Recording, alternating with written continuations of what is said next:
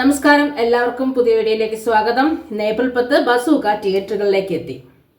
ഒരു നവാഗത സംവിധായകന്റെ ആദ്യ സ്വപ്നമായ സിനിമ അതുകൂടിയാണ് തിയേറ്ററിലെത്തിയത്. മമ്മൂക്ക, ഗൗതം വാസുദേവൻ, സിദ്ധാർത്ഥ് ഭരതൻ, അതുപോലെ തന്നെ നമ്മുടെ മനോരമ ഫെയിൻ മീനാക്ഷി, ഹക്കീം ഷാജഹാൻ, അങ്ങനെ തുടങ്ങി ഒട്ടേറെ ആളുകൾ ഈ സിനിമയിൽ അഭിനയിച്ചിട്ടുണ്ട്.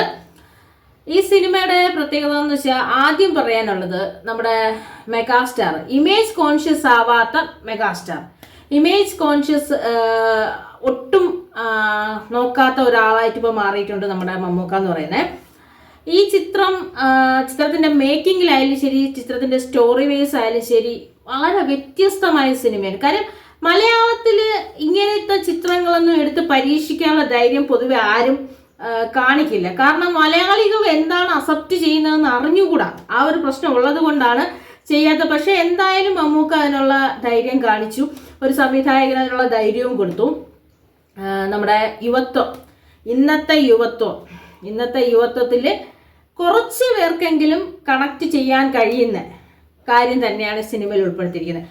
ഓൺലൈൻ ഗെയിമിംഗ് ആൻഡ് റോബറി, മൊബൈലിന്റെ അഡിക്ഷൻ, ഇതിലൊക്കെ നമ്മൾ പലതരത്തിൽ നമ്മൾ അവരെ വ്യാഖ്യാനിക്കും. പക്ഷെ ഈ ചിത്രത്തിലാണ് അത് എത്രത്തോളമാണ് അവരുടെ സിരകളിലേക്ക് കടന്നിരിക്കുന്നത്, ഇത് എത്രത്തോളം അവരുടെ മനസ്സിലും ജീവിതത്തിലും പ്രാവർത്തികമാകുന്നത്. പിന്നെ ഒരു ക്യാമിയോ റോൾ ഉണ്ട്, അതെന്തായാലും പൊളിച്ചടിക്കും. ക്യാമിയോ കിടിലോ ആയിരുന്നു. ആ ഒരൊറ്റ സീനാണ് ഇതിലെ ഏറ്റവും മികച്ച ഒരു സീൻ എന്ന് പറയാനുള്ളത്. കിടിലം ഒരു ക്യാമിയോ സീനായിരുന്നു. അതിപ്പോൾ സിനിമ കണ്ട് മനസ്സിലാക്കിയാൽ മതി. കിടിലം സീൻ തന്നെയായിരുന്നു. എനിക്ക് ഇഷ്ടപ്പെട്ടു അത്. ദ വേ ഹി പ്രസൻസ്, ഒരാളെ എങ്ങനെയാണ് അതിലോട്ട് കാണിക്കുന്നു എന്നുള്ളതിൽ സംവിധായകൻ ആ കാര്യത്തിലും ജയിച്ചു. പിന്നെ ചിത്രത്തിന്റെ മേക്കിംഗ് വൈസ് ആയാലും ശരി, ചിത്രത്തിന്റെ സ്റ്റോറി ലെവലായാലും ശരി, എല്ലാവരും ന്യൂ ജെന്നാണ്. ഇപ്പോഴത്തെ കാലഘട്ടം, വാക്കുകളായാലും സംസാരിക്കുന്ന രീതിയായാലും പിന്നെ എല്ലാം ഇന്നത്തെ കാലഘട്ടത്തിന്റെ രീതിക്കാണ് എടുത്തിരിക്കുന്നത്.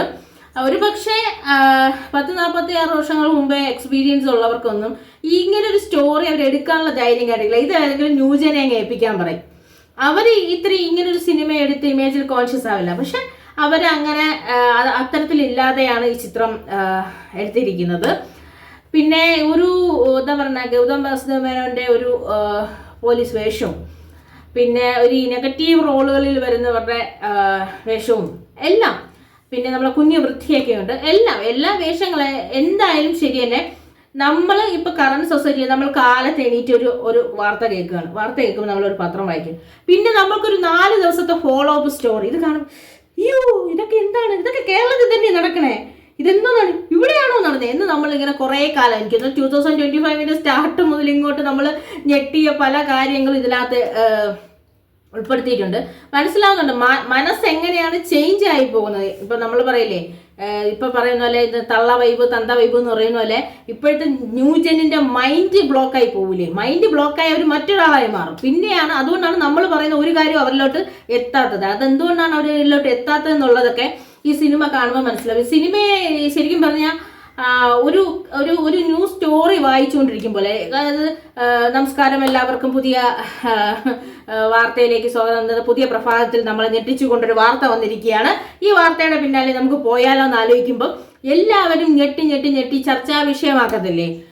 ഈ വായിക്കുന്നവനും അതിനെക്കുറിച്ച് വ്യക്തമായ ധാരണയില്ല, ഈ ചെയ്തവനും ധാരണയില്ല, ഇനി നാളെ എന്ന് റിപ്പോർട്ടറിനും ധാരണയില്ല. പക്ഷെ ഇതെന്താണെന്ന് അറിയണമെങ്കിൽ ഒരു 3-4 ദിവസം വെയിറ്റ് ചെയ്തുകൊണ്ടിരിക്കുക. ഇതിനാണോ ഇങ്ങനെ ചെയ്തത്, ഇതിനു വേണ്ടിയിട്ടാണോ ഇത് ചെയ്തത്, എന്താണ് യുവത്വത്തിന്റെ പോക്ക്, എന്താണ് നാടിന്റെ പോക്ക്, എന്താണ് കേരളത്തിന്റെ പോക്ക് എന്നൊക്കെ പറഞ്ഞ് നമ്മൾ രാവിലെ ഏഷ്യാനെറ്റിന്റെയൊക്കെ ന്യൂസിൽ ഗുഡ് മോർണിംഗ് കേരളയൊക്കെ വന്ന് വായിക്കുമ്പോഴത്തേക്കും അയ്യോ, ഇന്ന് ഒരു ഞെട്ടിക്കുന്ന ഒരു വാർത്ത വന്നിട്ടുണ്ട്, ഇന്നും ഒരു വാർത്ത തേടി വന്നിട്ടുണ്ട്, നമുക്കൊന്നും ഇത് ഉൾക്കൊള്ളാൻ കഴിയുന്നതല്ല എന്ന് പറയുന്നത് പോലത്തെ ഒരു വാർത്ത, ആ ഒരു വാർത്ത കണ്ടുകൊണ്ടിരിക്കും പോലത്തെ ഒരു സിനിമയാണ്. എല്ലാവർക്കും കാണാം, കണ്ട് മനസ്സിലാക്കാനും റിയലൈസ് ചെയ്യാനുള്ള ഒരുപാട് കാര്യങ്ങൾ ആ ചിത്രത്തിനകത്തുണ്ട്. കാണുമ്പോൾ ഫസ്റ്റ് മനസ്സിലാവില്ലെങ്കിൽ ഒരുപാട് റിയലൈസ് ചെയ്യാനുള്ള കാര്യങ്ങൾ ആ ചിത്രത്തിനകത്തുണ്ട്. അപ്പോൾ എല്ലാവർക്കും ചിത്രം താല്പര്യമുള്ളവർക്കൊക്കെ കാണുമ്പോൾ മനസ്സിലാക്കുക, ഇതിന്റെ നെഗറ്റീവ് വശങ്ങൾ എടുക്കുക. ഇനിയിപ്പം ഇന്ന് കണ്ടതിന് ശേഷം ഒരു പക്ഷേ നെഗറ്റീവായി വരും. അതിലെന്തിന് കുരിശ് കാണിച്ചു, അതിലെന്തിന് കന്യാസ്ത്രീ കാണിച്ചു, അതിലെന്തിന് പോലീസുകാരനെ എന്തിനു അങ്ങോട്ടടിച്ചു, അല്ലെങ്കിൽ വണ്ടി കയറി എന്തിനാണ് സംസാരിച്ചത്, ഡേറ്റിംഗ് ശരിയാണോ, പിന്നെ അങ്ങനെയുള്ള കാര്യങ്ങൾ പറഞ്ഞിട്ട് അവിടെ കട്ട് ചെയ്യണം, വെട്ടണം, മുറിക്കണമെന്നൊന്നും പറഞ്ഞില്ല. ഇതെല്ലാം ഈ സമൂഹത്തിലുള്ളത് തന്നെയാണ്. ഇതെല്ലാം നമ്മൾ മനസ്സിലാക്കണം എന്നൊരർത്ഥത്തിൽ സിനിമ കാണുക. അല്ലാതെ വണ്ടിയുടെ ടയർ ഇങ്ങോട്ട് ചെരിഞ്ഞപ്പം അത് വേറൊരു മതചിഹ്നത്തിൻ്റെ ആയിരുന്നു, വണ്ടിയുടെ ടയർ അങ്ങോട്ട് ചെരിഞ്ഞപ്പം വേറൊരു മതചിഹ്നത്തിൻ്റെ ആയിരുന്നു, അയാൾ വീണപ്പം വേറൊരു വിഷ്വലാണ് കിട്ടിയത്, കരഞ്ഞപ്പോൾ അയ്യോ എന്ന് പറഞ്ഞതിന് പകരം വേറെ ഏതെങ്കിലും ദൈവത്തിനെ വിളിച്ചു ഏതെങ്കിലും ദൈവത്തിന്റെ അപരനാമമായിരുന്നു എന്നൊക്കെ പറഞ്ഞ് ദയവ് ചെയ്ത് ഈ സിനിമയെയും പോസ്റ്റ്മോർട്ടം ചെയ്യാൻ വരില്ല. കാരണം ഇങ്ങനെയാണല്ലോ ഇപ്പൊ സിനിമയെ ക്രിറ്റിസൈസ് ചെയ്യാൻ വരുന്നത്. അപ്പൊ ആ ഒരു നമ്മൾ പോലും മറ്റൊരാൾ എടുക്കാത്ത അർത്ഥങ്ങളൊക്കെ ചിലപ്പം കാണുന്നവരെടുത്ത് കളയാം. അങ്ങനത്തെ പോസ്റ്റ്മോർട്ടങ്ങളൊന്നും ഇല്ലാതെ ഒരു ലക്ഷറി കൊച്ചി ബാംഗ്ലൂർ യാത്ര, അതാണ് സത്യം. ഒരു കൊച്ചി ബാംഗ്ലൂർ യാത്ര നിങ്ങൾക്ക് കിട്ടും. അത് ഈ ചിത്രം തരുന്നുണ്ട്. അതിനിടയിൽ ചിന്തിക്കാനുള്ള ഒരുപാട് കാര്യങ്ങൾ. കാര്യം നിസ്സാരമായ ഒരുത്തന്റെ മന്ദബുദ്ധിത്തനങ്ങളൊക്കെ തന്നെ എവിടെയൊക്കെ ചെന്ന് എത്തും എന്നുള്ളത് ഈ ചിത്രം മനസ്സിലാക്കുന്നത്. നമുക്കൊരു മന്ദബുദ്ധിത്തനം നമ്മൾ കാണിക്കുവാണ്, അത് ബുദ്ധിയോടെ കൂടിയാണോ ബുദ്ധി ഇല്ലാതെയാണ് ചെയ്യണമെന്ന് ചോദിച്ചു കഴിഞ്ഞാൽ നമുക്ക് തന്നെ അതിനെക്കുറിച്ച് വ്യക്തമായ ധാരണയില്ല. അങ്ങനെയാണല്ലോ ഇപ്പോഴത്തെ ഓരോരോ കേസുകൾ വരുന്നത്. അപ്പൊ ആ കേസുകളെ നമ്മൾ ഹാൻഡിൽ ചെയ്യേണ്ടി വന്നു കഴിഞ്ഞാലുള്ള അവസ്ഥ എന്താണെന്നുള്ളത് ബസൂക്ക പറഞ്ഞു തരും. എന്തായാലും ബസൂക്ക ഒരു പുതിയൊരു സംവിധായകനെ നമ്മുടെ മലയാളം ഇൻഡസ്ട്രിയിൽ കൊണ്ടുവന്നിട്ടുണ്ട്. ഇന്നലെ മമ്മൂക്കയുടെ ഒരു വികാരഭരിതമായ കത്തൊക്കെ അതിനകത്തുണ്ടായിരുന്നു.